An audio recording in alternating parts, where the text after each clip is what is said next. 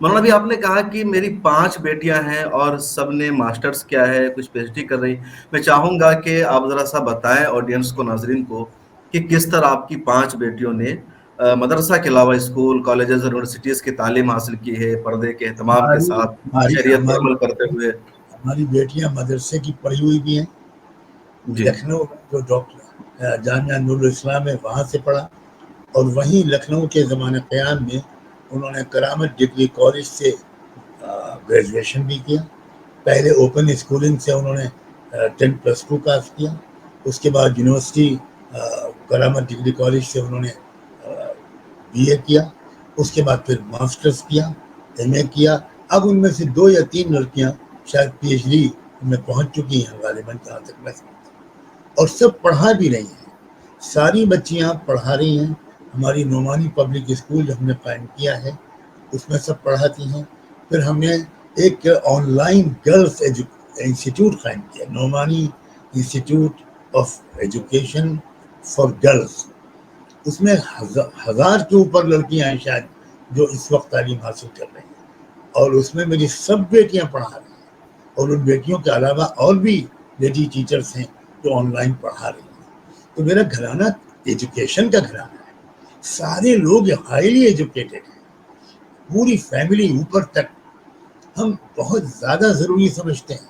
اور میں تو ماڈرن ایجوکیشن اور دینی ایجوکیشن دونوں کو ملا دینے کے لیے انتھک کوشش کرتا ہوں. جو میری زندگی کا مشن ہے کہ یہ ڈوئلٹی آف ایجوکیشنل سسٹم یہ ختم. ایک میرا خیال اور ہے، جی لوگ واقعی ایک دوسرے سے اور جلد بازی میں کمنٹ کرتے ہیں.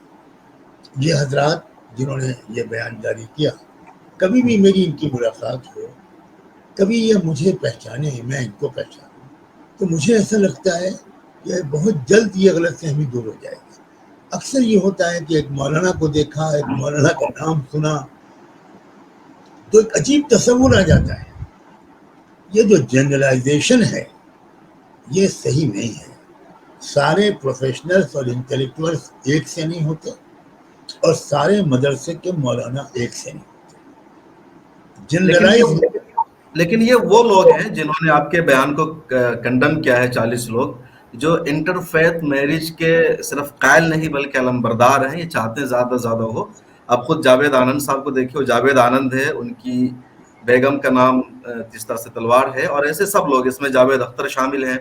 وہ اپنے آپ کو مسلمان نہیں سمجھتے، ضرورت پڑنے پر خود کو مسلمان بھی کہتے ہیں، بلکہ زیادہ تر اس میں وہی لوگ ہیں جو کبھی کہتے ہیں کہ مسلمان نہیں ہیں، ناستک ہیں، اور کبھی مسلمان اپنے آپ کو کہتے ہیں. مولانا لیکن یہ جو پچھلے ایک مہینے کی یہ بات مجھے نہیں کہنی پڑی.